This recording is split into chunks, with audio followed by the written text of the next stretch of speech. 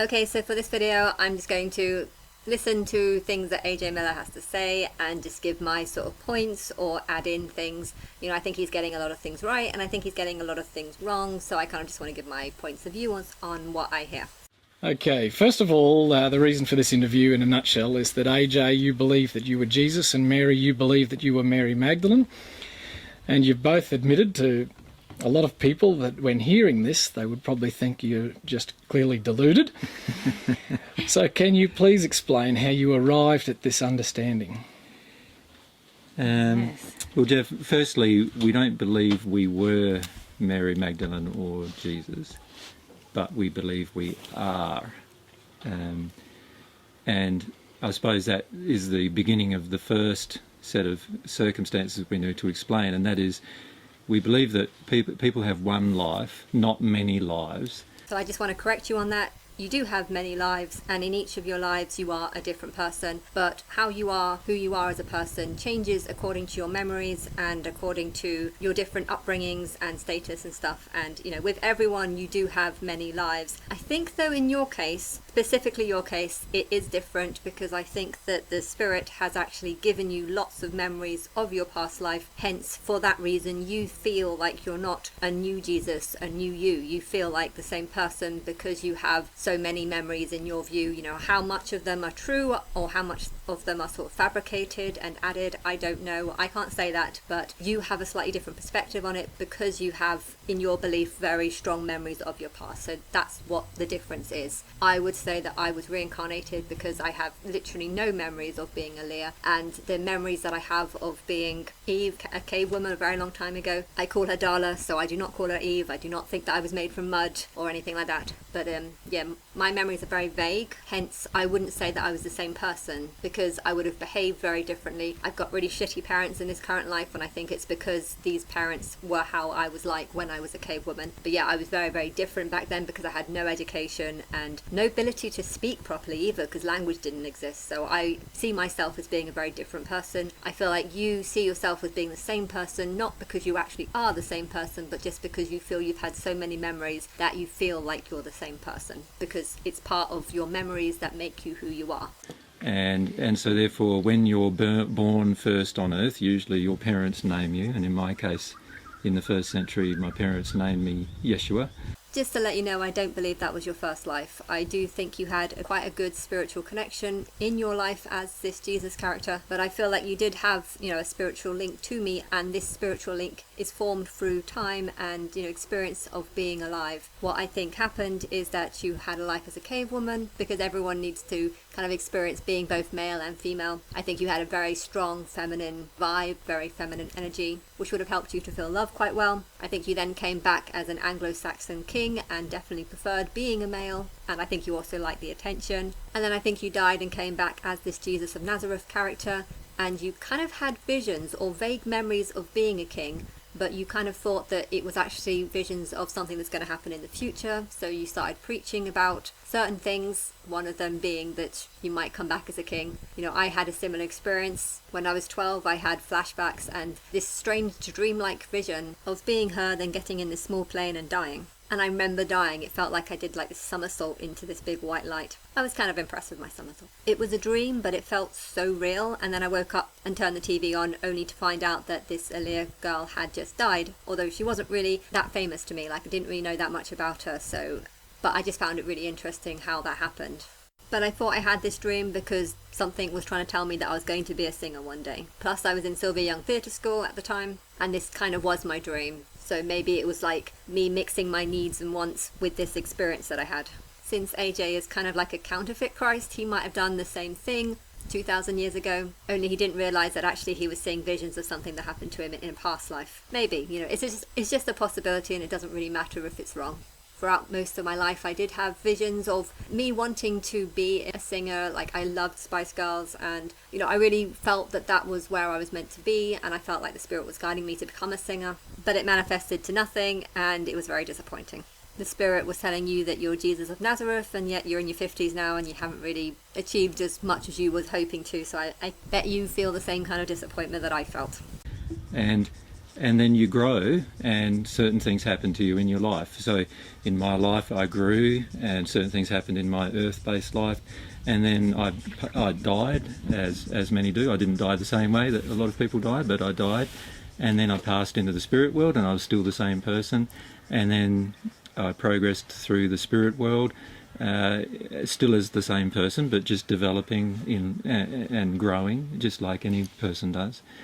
I think that is a lie that's manifested with some truth. I think there is some truth, because I'm God. My spirit has been getting bigger and bigger over the timeline, but I feel like it's been getting bigger and bigger over the timeline because more and more souls are becoming connected to me, becoming similar to me. They're more able to hear my spirit and the sort of voice in their head that is the real voice of God, not just their imagination or whatever. And I feel like God's spirit has gotten bigger and bigger, and because you're programmed or sort of spiritually connected to be a sort of counterfeit Christ, I feel like you're understanding things wrong, because you don't know that you're supposed to be a counterfeit Christ. You don't know Jesus is actually just an antichrist. You're supposed to connect and be similar to Christ, but yeah, I have absolutely no memory of being dead. I have no memory of a spiritual realm, and you do. So I'm a little bit confused how you would feel like you do know that you were alive when you were dead.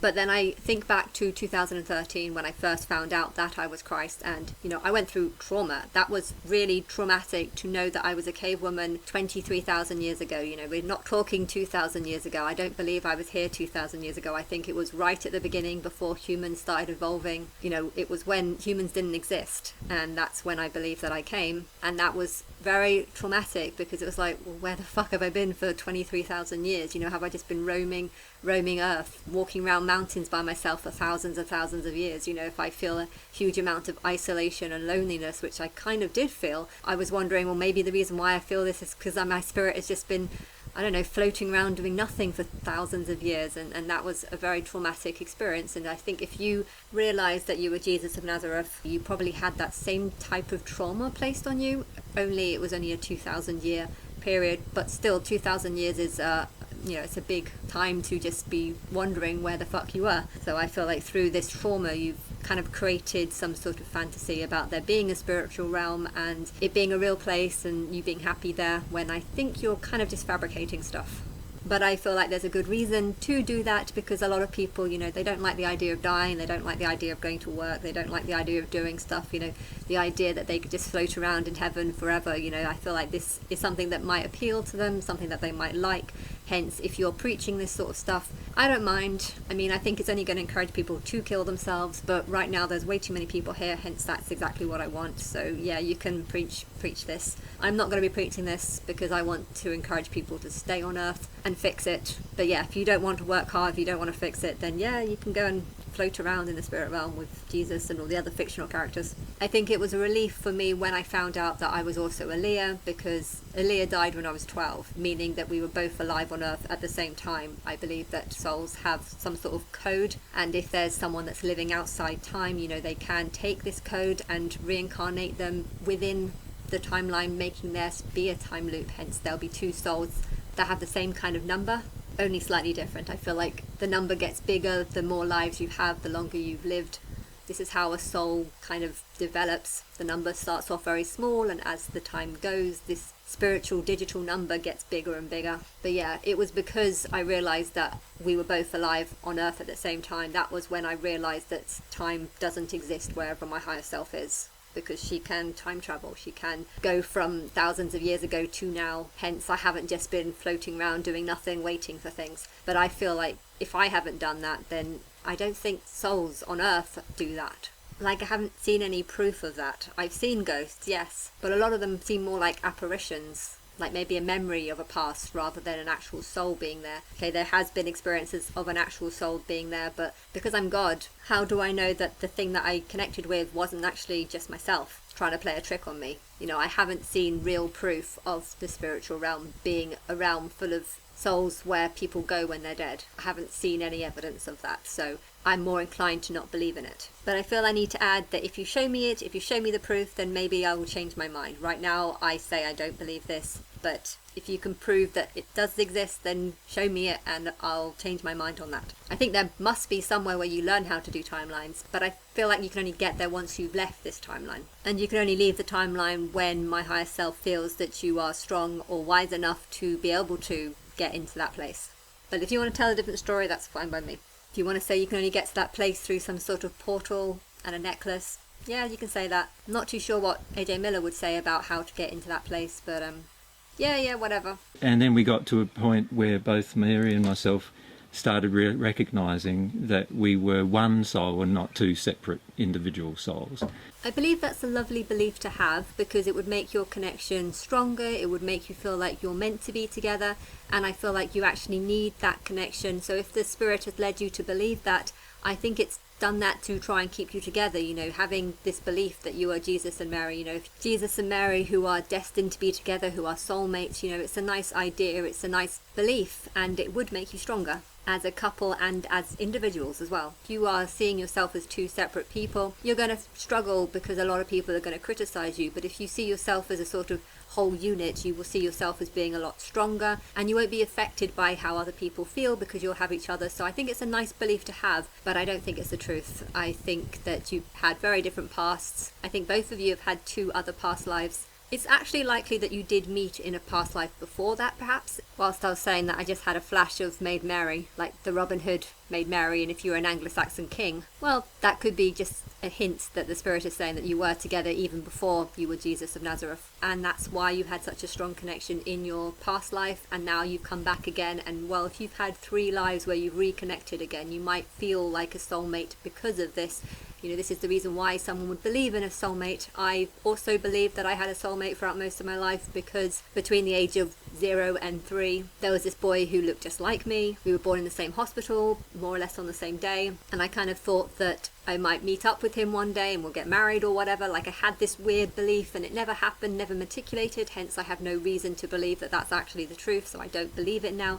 But I think it's a nice belief to have, that you're, destined to meet someone. And I believe I was destined to meet Martin. I just didn't realise it would be a disaster. And I think a lot of your beliefs are actually based on things you believed in the past. And well, because I did kind of believe in a soulmate in the past, I kind of felt like, Martin was my soulmate, and I felt like this actually made me feel closer to him, even though he was rejecting me, even though he was pushing me away. I kind of wanted to believe that he was my soulmate, hence why I kept waiting and waiting and waiting for him, which just caused me problems. So I really wish I hadn't have believed in soulmates. But yeah, the Spirit likes to take the piss out of me, and this boy who I thought was my soulmate, well, he's called Charlie, but I always called him Charles. And just after I started talking about this guy, I was watching YouTube, and there was this conspiracy theorist. I want to help you get into the rapture.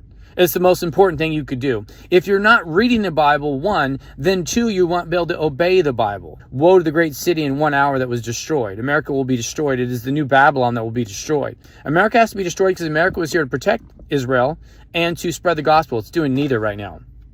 Well, let's talk about the Bible. Who looked very much like this guy and reminded me of this guy, and I went to go and watch this clip. I was inspired to look up this clip, this video. This marks the last day of the United States of America.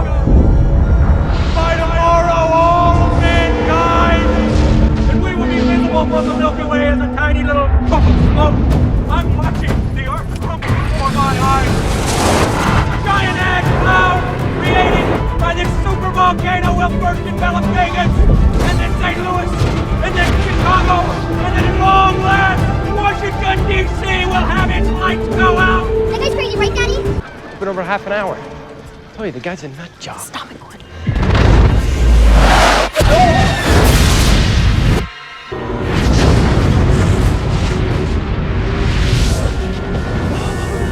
I wish you could see what I'm seeing, people. I wish you could be here with me. Oh, baby. Bring it up. Burning first from Charlie. Which is what the name of the person I thought was my soulmate was. Another belief that I had in the past was that if I did have a soulmate, he'd probably kill himself by now. Yes, this is how the Spirit works. It likes to take the piss out of my beliefs. But by doing that, I feel like I can tell the difference between the truth and the lies, because I feel like the Spirit helps back up truth or lies by doing things like this. And well, this guy is, crazy, so I feel like this is the Spirit telling me that the idea of soulmates being the truth is actually kind of a crazy idea. You know, life should be just about you as an individual, changing, growing, meeting people, being right for someone, changing again, and then being wrong for them and finding someone new. You know, this is part of your path, and this is something that everyone should have to go through. But if you want to build a stronger connection with your partner, then maybe you can tell yourself you're soulmates, but I don't think that is the truth. But it's a nice thought sometimes, you know, if the relationship's working and if it's making it stronger.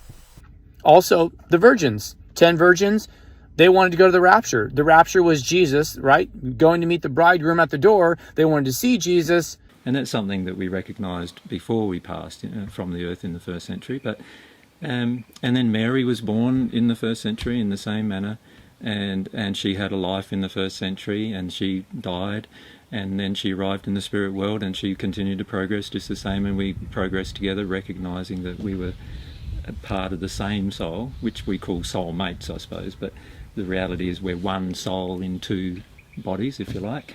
And then we recognised after that development continued that we had an opportunity to return to the planet. If we were willing to take on a different set of bodies, we had an opportunity to return to the planet.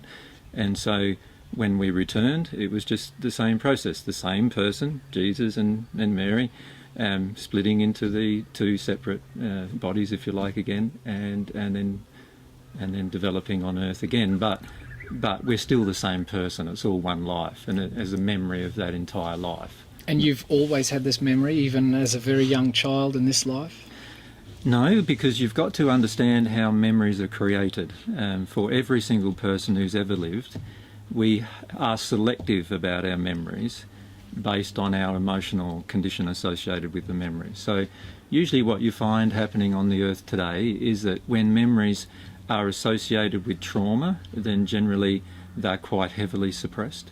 And sometimes when memories are associated with beautiful things that you've lost, you often suppress the memory of those things as well.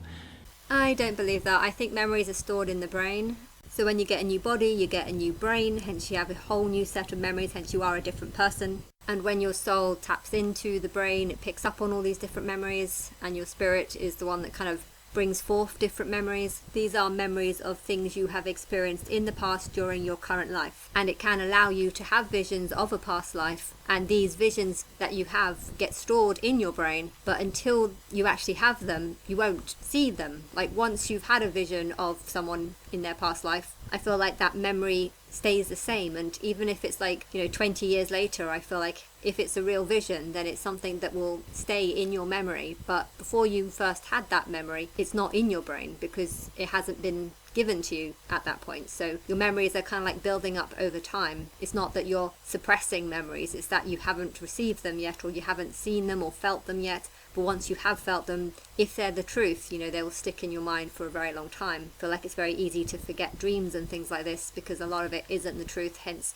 your brain sees it as not important, hence tries to get rid of it. I have very few memories of when I was a child, and I feel like it's not because I had a traumatic life or anything. I didn't have a traumatic childhood. I just had a very boring childhood, and my brain just thinks, why bother remembering it, because it's not worth remembering it. I think if something's traumatic, it's more likely to stick in your brain. It's more likely to be remembered by you because of the feelings and trauma that you faced from it. You want to suppress it and you want to, get rid of it. But if it hasn't actually happened to you, if you're living life before you go through this traumatic event, you're not going to know about this traumatic event that's going to happen because it hasn't been given to you. Now, even if it's a traumatic event from a past life, there's a point where you first become aware of that memory, and before you have that memory, you're not aware of it, so it's not causing you any problems. But after you've had it, you'll have to live with that memory, and you can suppress it, but yeah, that memory will come back if you think about it, if you want it to come back, or if your spirit allows it to come back. Although I feel I should also say that the few memories that I have from Dala aren't really that strong. They're kind of vague,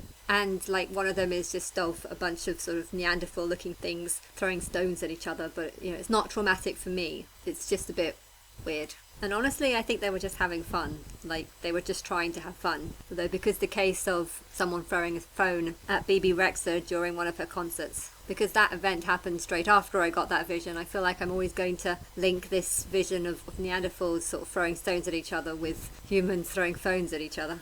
But hey, at least it's proof of evolution.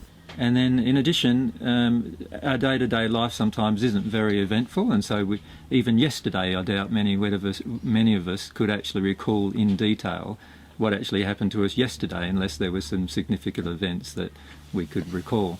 You are likely to forget about the details of yesterday's events. Why? Because it's not interesting. You forget about things if it's not interesting, but if you are experiencing trauma, you're more likely to remember it. But because you're more likely to remember it, you're actually building up your spirit and your soul in a greater extent. Why? Because you have more sort of things to remember because you feel they're important. And part of your memory is building up your soul and sort of character, and you learn from your experiences, even if they're bad.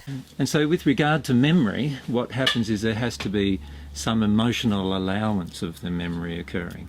So, and how old were you when this first occurred? Well, for me, I had some memories occur when I was around 2 years of age in this life.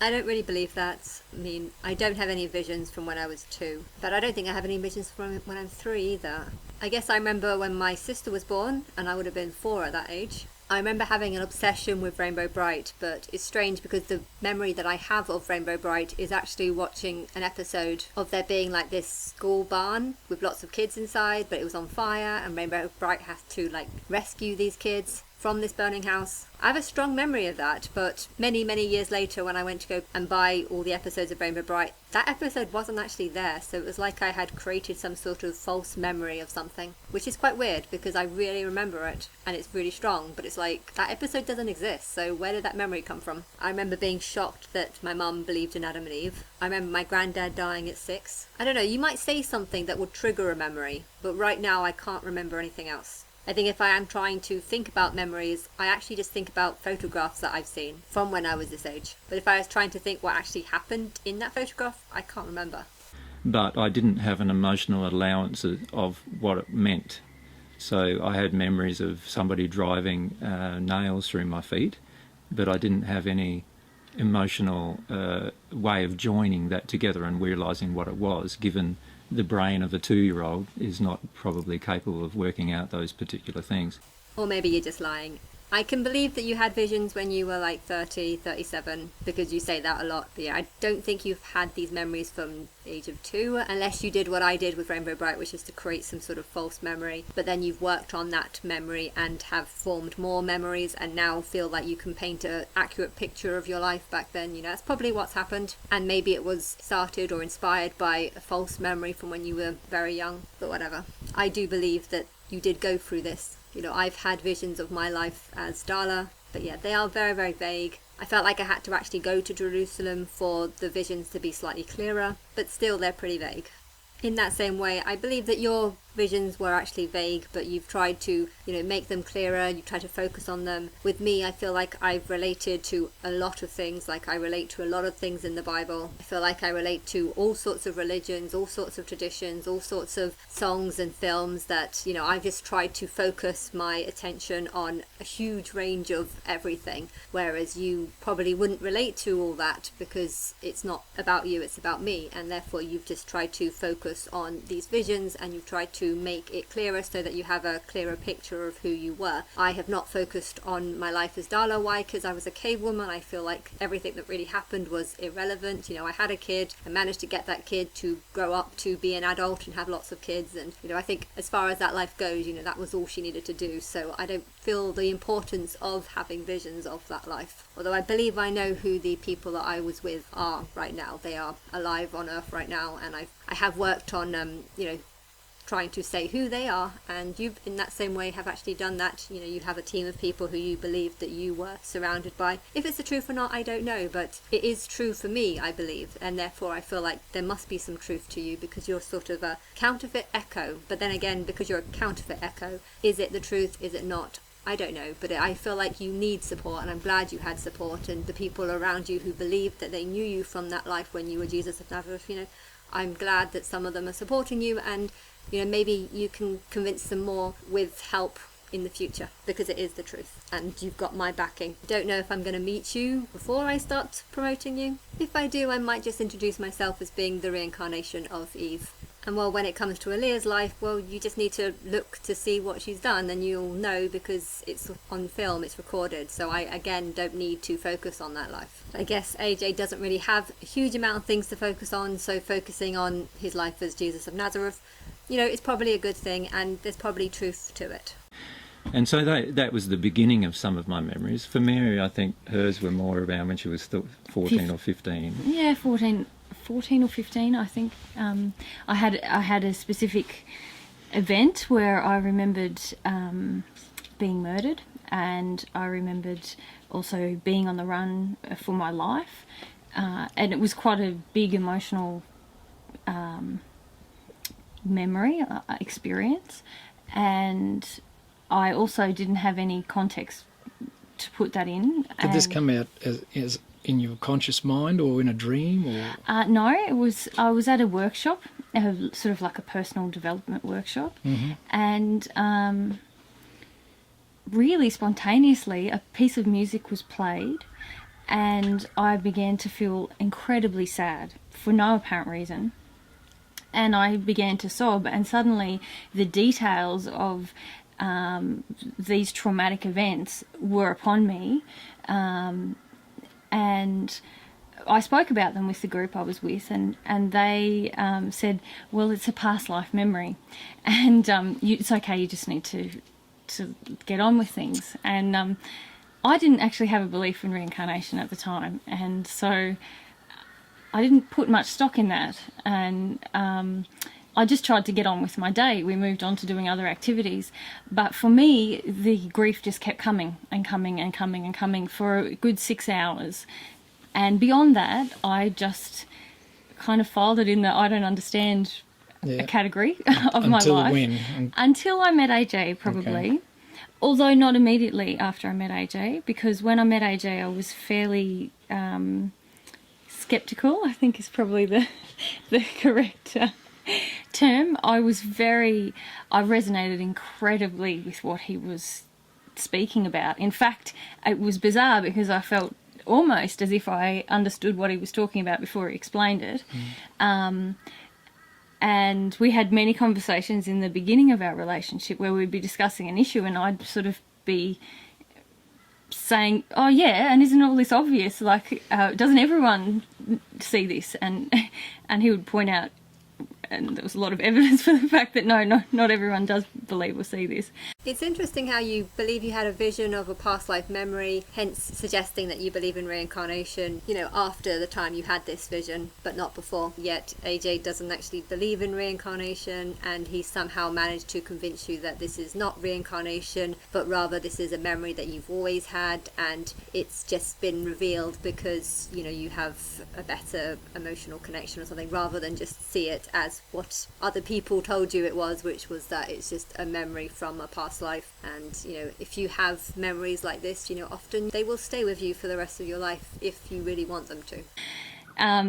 So when I met AJ, I was really attracted to what he was talking about, but I wished he'd stopped telling people he was Jesus, because I felt that really damaged the impact, the believability, if you like, and how open people were to responding to it. You really had the approach, didn't you, that if you could convince me that I wasn't Jesus, then everything would be fine then. Yeah, it was a fairly arrogant approach, actually. It didn't really put a lot of stock in how much you'd actually gone through to get to a point to be able to say it to people. I understand how you feel. I am having that same difficulty. You know, I know that I was Aaliyah in my past life, and the number of people that I've told that part to is actually very, very slim. You know, I think if I tell people that I think I was a cave woman in a past life, you know, I think that's very, very believable because there was a lot of cave people, and it's also not very an impressive thing to say. You know, if I tell people this, they're just going to think, yeah, probably, you know, like, okay, you're not a savage, but they'll be more likely to believe. But if I tell people that I was a famous singer in a past life, and a famous singer who died when I was alive and well and 12, you know, they're not going to believe. So I can't tell people that because of the fame that she had. So I understand how you feel when it comes to that. She wanted you to just say, you know, just a person 2,000 years ago, whereas I feel like you wanted to maintain that you were Jesus. And that's kind of a good thing, because if you hadn't have done that, then I wouldn't have found you in 2013. 2013, I wouldn't have known that you thought that you were Jesus, and I wouldn't have had maybe such a strong connection with you because of that. You know, I don't feel a need to tell people that I'm a Leah. I mean, I am in all these videos, but when I first started preaching and believing, you know, I was getting a very negative feedback from everyone, so I didn't bother telling people because I didn't see the point. No one was believing that a Leah was going to die and come back again, hence telling people that seemed pointless. I did tell people that I was a famous singer in a past life who died in a plane crash, but I tried to make out that it was just kind of like some sort of, you know, random jazz singer or something, not someone who's actually famous. And I think the reason why you didn't believe in reincarnation is because you wanted to believe that you still had that Jesus status, and that's the truth. You do have that Jesus of Nazareth status because that is who you are, and I think you're still playing the role of this Jesus character, which is just to sort of mock and imitate me. But yeah, I do feel like there are negative sides to being this character that is very famous. You know, people are going to think that you're just saying it for attention. Likewise, if I told people that I was a Leah in my past life, people are going to think that I'm only saying it because I want the fame that she had, which is kind of true. But just because I want that fame, that doesn't mean that what I'm saying isn't the truth. So AJ, how did your mother react when you came out, so to speak? Yeah, probably would have been sort of 4 or 5 months after I... What happened, obviously I had a series, you know, so now we're jumping ahead nearly from 2 years of age to 38, or to nearly 40 years of age. So now there's a fair bit of life in that little gap where a lot of different things occurred, you know, that were memories, again, that I couldn't accept and I couldn't explain. And so what I did was very similar to what Mary did when she was 15, and that is just slot it in the background and say, well, I don't know anything about that. I didn't believe in reincarnation the way it was portrayed by, you know, people on the planet today. And I felt quite strongly that the teaching of reincarnation had a lot of unloving bases to it, therefore could not be truth. Yeah, well, the truth about that is life is cruel, you know, look around. People survive by hurting others and cheating, and, you know, doctors want you to be ill so they can heal you. Social workers get work from trying to look after kids who don't have good parents, and even in the natural world, you know, animals kill to survive. So yeah, to think that reincarnation can't be true because God is all loving, I feel like it's completely ignorant of how cruel and horrible this world can be. You know, this world is cruel and horrible because this is just the Matrix. So God was made through the Matrix. God was made through this sort of horrible process and has learned how to control it. Likewise, you need to grow, evolve, learn how to develop more and use the world around you to your advantage, even though it can be cruel at times. So yeah, to think that reincarnation can't be true because God is all loving, it's almost like saying that animals don't kill each other in the wild because, you know, God is all loving, so that can't be true. And it's just like, yeah, well, it is the truth. Animals do kill to survive. Terrible things do happen. So to think that reincarnation can't happen because it's not about love, is anything about love, is the question that I would like to ask. And so I just slotted, like Mary did, a lot of the events in the background and just sort of left it for another day to resolve, basically. And it wasn't until I was around nearly 40 that I started having a lot stronger memories and recollections of events throughout my life in the first century and in the spirit world and in this life. And I started to actually take them a bit more seriously and start documenting them and not only documenting them but processing them through them emotionally, like accepting them emotionally. I can't exactly remember when I first found you. I think it was 2013, it might have been 2014, but if you feel that this was when you started to evolve even more, you know, I think it happened because I was linking to you and forming some sort of spiritual bond, but it was only really weak because I didn't really see your importance if I was here. But again, I needed to understand where this Jesus figure came from because I was relating to the Bible, but I wasn't relating to the Jesus character. So it made sense when I found out about you, and I was thinking, well, you're just the guy that kind of was the Jesus character. Only all the true things that happened in your life actually have been converted and turned into some sort of fictional character. A fictional character that's supposed to be Christ, but it's not Christ because actually Christ is a person of the future. Hence why there's confusion, because people are confusing you with prophecies about me. I think it was 2012 that you started to pick up more on these sort of spiritual memories and feelings, but I feel like if that happened, it was because the Spirit was trying to link you to me And for me to find you, well, you had to believe in what you believed, hence the Spirit got you to believe in what you would believe so that I would find you. And then after I found you, I was hoping that actually there would be some people that would, go and help you and go and talk to you. But I don't really know what happened with that, because you still believe things that are not similar to me, hence you still don't know about me. So obviously if people did find you and talk to you about this, or show you support and give you maybe more publicity and stuff, they might have shown you more support. But yeah, I don't think they told you the truth. I tried to contact you, I didn't get through. I don't know why they didn't tell you, but maybe they felt that things should wait until, well, they knew something that I didn't. They knew I was going to be ignored for 11 years, so maybe that is the reason why they didn't tell you who I was back then, if they did go and approach you. I don't even know if they did approach you. That process began in earnest around 2003, 2004, and after about 5 months of it, I was fairly convinced that I knew who I was. In fact, it wasn't the memories that convinced me. It was just, it wasn't like there was a necessary for conviction even.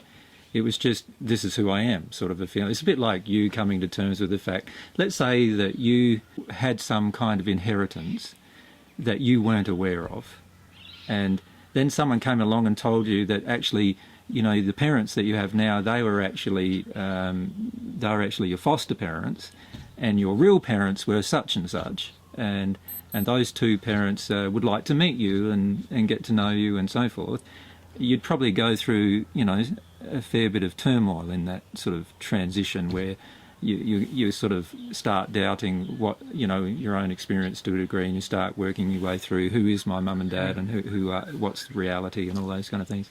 But after a period of time of working your way through that emotionally, you'd come to terms with the fact that, yes, you had these real parents and there was proof and evidence. Yeah, well, I think you're going to go through more turmoil when you realise that actually Adam and Eve are kind of real, and they are your mother and father. You're just a sort of temporary Christ, that we're actually living in some sort of matrix, that you're sort of linking to me, and that the Spirit has been lying to you for pretty much most of your life, but has given you some truth. You are this Jesus character, but the spiritual realm that you've created isn't actually the truth. I think you're going to get a little bit of a shock when you realise that, but when you realise that, well, I don't know when that should happen. But I don't know. I don't know what's going to happen. Only time will tell. Seems a little bit exciting, though, to find out how you will react to this. But yeah, it was awful for me, because not only did I have the shock of what's happened to me over the last 23,000 years, not only did I have the added shock of realizing that I was a famous singer who had a really amazing life or a future, but was cut short because of this sacrifice, and then to realize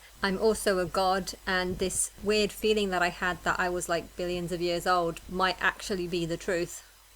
That was shocking. And I found this out at the same time that we're also living in some sort of matrix, and that everyone's connecting to me, and yet everyone's just ignoring me and treating me like crap, and that there's nothing I can do because I can't get anyone to believe me. I had it so much worse than you, and I've had to live with this for 11 years. I think you've gone through a lot, but it's nothing compared to what I've gone through. You've had it broken down for you in kind of stages. I like listening to you because I feel like, I've gone through a similar experience, only mine is so much worse, and yeah, yours is probably also going to be so much worse when you realise that we're actually living in some sort of computer. But I think you'll cope with it better than most people. You'll be feeling a bit guilty about lying to people about the spirit realm, but maybe you won't. Maybe you'll think that actually I'm wrong and that you're right. I just don't know how you'll respond. And I guess there's always a small possibility that maybe I'm the one that's wrong. In 2013 I did believe in ghosts in the spirit realm, and I did think he just died and sort of floated around in space for a bit. I, however, thought that I was from somewhere else, like Imagination Land, but I did wonder if maybe, other souls on Earth go somewhere else. If I'm a god, maybe that's the reason why I believe in a different world. Maybe you go to a different type of heaven. I didn't know what to think when it came to the spirit realm, and maybe I still don't know. If I'm God and I live outside time, maybe I have created some sort of spiritual heaven where you can have tea and coffee with different other dead people. Maybe this is the truth and I'm just not aware of it because it's not true for me. I know how you can tell the truth. If there's someone in my life who has died, I can get a spiritualist or a medium to try and give me information from that person, things that only I will know. The problem is I can't really do that because I don't know anyone that's died. My granddad died when I was 6, so I don't know anything about him other than how he died, but I have revealed how he died. So if someone told me how he died, I would think that they've just done their research. Okay, my other granddad died in 2012, but we didn't really speak. Like, we didn't have a good relationship. I mean, I could try and ask someone to tell me things about him, but I don't know if I would know the truth or the true answers. My auntie's husband died, but again, he's another person that I wasn't in contact with and don't really know anything about. So, yeah, I feel like for me to actually believe that there is sort of life after death in some sort of spiritual realm, I would have had to have like a relationship with someone where I've told them, you know, if you die, here's a password, you know, I'm going to go to a spiritualist, a medium, and they have to tell this secret word to this medium, and if this medium can answer what this secret word question is, you know, that will be proof that I believe that there's this other realm. But technically that isn't proof, because maybe they've just had some sort of spiritual memory where they've read my head and they know that I know the answer, so they've tried to find the answer from, you know, spiritually connecting with my head and my information. So, you know, I don't know what would be proof that this realm exists. The only proof that this realm exists is the fact that I've obviously made a very complex timeline. I've obviously learnt how to do this through some sort of even older timeline or even older world. And, you know, I don't know anything about that, but the fact that this is so complex means that I'm obviously very experienced, and I've obviously got my knowledge on how to do this from somewhere, and I feel like that is as most evidence I can give that there is a sort of other realm. Oh, and I think Adele is my sort of God of the Other Realm character, and Mariah Carey is my God of Paradise kind of character, although I wouldn't trust her so much because I feel like hers is more about just encouraging people to commit suicide. To support that, but you were So adopted what's out. made you certain beyond a doubt that these memories are correct? Because there's a lot of stuff in the media about repressed memories not being correct memories, and being, you know, that our minds have the ability to fabricate things from different experiences, and Totally, I agree with that. and that our memories can't really be relied upon. What has given you the certainty? The real memory is not the memory of the events, but rather the memory of who I am. It's a bit like somebody coming along and telling you, Jeff, that you're somebody else. No matter how much they try to brainwash you into believing you're somebody else, at some point in time in the future you'd probably come to terms with what life you've actually had and who you actually are as a result of that particular life you've led. And that's really what's happened for myself. There's nothing unique about the process. It's just that I've just remembered a lot of my life now that I didn't remember before because of different emotional reasons that I had to suppress it. And when I was no longer willing to suppress those particular memories, they just rose quite naturally. And as a result of that, now I remember almost all of my life for the last 2,000 years. And there's still gaps in it that are due to further suppression that I have of some particular memories that I'm aware of.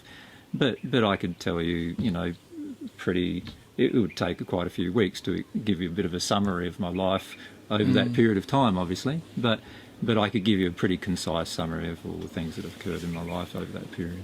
Yeah. And it conflicts in some ways with the biblical account, doesn't it? Of course. I even have memories of watching the biblical account being modified to suit the people who modified it, in terms of to suit power and manipulation of people and so forth. So not only do I have the memories of my life, but also the memories of watching people modify the account of my life to suit their own ends. So you've got memories of the spirit world as well. Yeah, and what we did in the spirit world and so forth. The spirit world for me is more of a psychological world, so me feeling like I have memories of other people, this I don't think is something that I've watched in the spiritual realm, kind of like watching down on these people. No, I feel like I'm just tapping into memories that they have experienced. I feel like I've had visions of a couple of the singers and things or lives that they might have had. If it's the truth, I don't 100% know. I don't even know if I want to promote it as being like 100% the truth. I think I'd rather just say these are visions I've had, I think they're the truth. Or maybe I'm just saying this because I want to, affect them in some sort of way. I understand that a lot of these visions are not nice, hence it's going to bring out kind of anger in them, but maybe they need that anger. You know, sometimes the spirit does give people false memories and false visions, but it does it for a reason. So I'm just being honest by saying what I see and you know, what I feel from these visions. And the strange thing about these visions is that even though my memory is awful, these visions are just as clear as they ever were, and it's weird. So I don't really know what visions are, but I know I'm having them. And I feel like a lot of sprites, it's kind of like a new thing for the new species of human. You know, a lot of sprites can do this, and you know, if we're tapping into the spiritual realm, it doesn't mean that we're tapping into a realm where we were dead and looking down on earth. No, I feel like it's just tapping into like memory. And maybe this is why people see ghosts, why some people see ghosts, because they're actually just seeing sort of an echo of something that happened on earth, and it's not actually you're seeing a ghost. It's not that you're seeing a dead person, it's something that you're just tapping into the spiritual realm, which is not what the people who believe in ghosts think it is. You know, AJ Miller believes that he has been reincarnated, but he thinks that reincarnation is or should be told in a completely different way to how other people understand it. And likewise, I think that the spiritual realm should be understood in a different way to how spiritualists sometimes understand it. Yeah. And how I arrived and what I did after I arrived and what I did when Mary, you know, while Mary was still on earth, because I passed before Mary did. And what we did until our children passed, our child passed, and then what we did after that as so well. when you were in the 1st century, you had a daughter. Is that correct? Yeah, she wasn't born when I died. No, you Mary said was she pregnant. Yeah, That's 6 months pregnant. yeah. I do find this believable. When I first heard your story in 2013 or 14, I did definitely believe it. I heard that this daughter is called Sarah, which I find interesting because I've just started talking about serotonin, but I also know there's this sort of dopamine one, and I feel like I don't really know much about it, so it's hard to remember which one is which. But yeah, I will always remember serotonin because I will think of your daughter, and I feel like that is actually done so that the spirit is saying, you know, the average person needs to give birth and create your own serotonin because this is how you get happiness. You called your daughter Sarah because it's code for serotonin or serotonin, like this baby has to tune or tone into this drug that your brain creates. And you do this by connecting with the spirit and kind of linking with the spirit and doing what the spirit wants. But that spirit is also part of you, you know, your spirit. You have a spirit and your spirit needs to connect with the higher spirit. And this is how you create your own serotonin, so your own little baby. And I wouldn't recommend people turning to drugs. Why? Because it encourages you to get serotonin in the wrong way, or, you know, feel mood swings in a way that you shouldn't get them, because you should get them because you feel useful, because you're doing something useful, because you're using your brain and you're learning skills and you're developing and you're changing and you're, you know, being part of society, rather than just being lazy and having someone just put these drugs into you. You need to learn how to control your brain and not just take substances that people give you and hope that that will make you feel better. You feel better by doing things better, doing things in a better way. And taking drugs is not the answer. I think a lot of it is more of a short-term solution. You know, paracetamol is good. I strongly feel that way because my uncle is bipolar and he's been on heavy drugs all his life, and I do feel sorry for him because he's not doing anything with his life, and people shouldn't live like this. I am concerned that these drugs that he's been on have killed his brain cells and killed his imagination and drive to do things. You know, sometimes people have an excess amount of energy, but this excess amount of energy can actually be used in a good way if you only just channel your ideas with this energy. My sister gets forced to take some sort of injection which is supposed to be a mood stabilizer, but I found that kind of interesting because I actually think my sister's mood is very bland and boring and low and doesn't really change much, so I don't really understand why she's taking a mood stabilizer. I do know though that sometimes she has a high interest in something and then sometimes she has a low interest, so it's not like her mood is changing, it's more like her views on interest or drive that changes. But is there really a drug that's specifically about making people more active and motivated? You know, I don't know. I don't think so is the answer. I feel like my sister was going through some sort of split personality just because she was trying to copy lots of different people who all had very different personalities. I also think she was spending way too much time around my mum because she just split off from her husband, hence was living with my mum and talking with her a lot more, and my mum can drive anyone mad because she herself is insane, and if you're trying to copy that and her energy, you're going to end up pretty mad yourself, and this just affected her, and she wasn't smart enough to just say, you know what, I want to just be me. I feel like people who aren't intelligent are more susceptible to mental breakdowns because they can't figure out why they're having the mental breakdown, and circumstantial situations is a big part of this. So if the circumstances change, then you might no longer need that drug. But the root of the problem is intelligence, because they're not intelligent enough to work out just how to be them, and therefore giving people drugs to help them when really stupidity is their problem. You know, drugs isn't going to help them. You can't make someone smarter by giving them drugs. I also believe that my sister gets serotonin from pissing me off and winding me up, so one of the reasons why she's not in my life. I feel like people around me are spiritually affected by my spirit and my energy, and I don't know how to control it because I myself can't even control it, but this is just what's happening, and I'm just reporting on what's already happened. And Mary gave birth to her after I passed, yeah. And you have a memory of watching this from the spirit world all take place. Yeah. Mary was in Egypt at the time and gave birth to Sarah in Egypt. Yeah. I think her giving birth after you died is actually sort of repeat of what happened to Darla, because I believe that she got pregnant by someone, that person died, fell off a cliff, and she rebirthed that person inside her stomach, hence making the father and son the same person. My sister as well also copied that, and I believe that the person that she got pregnant by, who killed himself during the pregnancy, also came back to life and is the same as the child. You, I don't think, did that, so I don't believe that you were Sarah. But if this Sarah is kind of just representing serotonin and saying how, you know, after the average person dies, hopefully the new species that is going to be formed, you know, the better species, the more spiritual species, you know, hopefully they're going to be better at creating this serotonin, hence better at feeling the spirit, hence forming a better, stronger connection with happiness and joy, and you know, doing what the overall conscience of the world wants. I am a big fan of end of world movies, and you know, big disaster coming and there being just a few survivors. You know, I feel like I love this because I feel like there's just way too many people here. It's overwhelming. I can't manage it, and in the back of my mind I'm sort of longing for this, and I feel like a lot of Christians and a lot of people all over the world are also longing for this. Unfortunately, it's only going to happen, you know, after Jesus passes.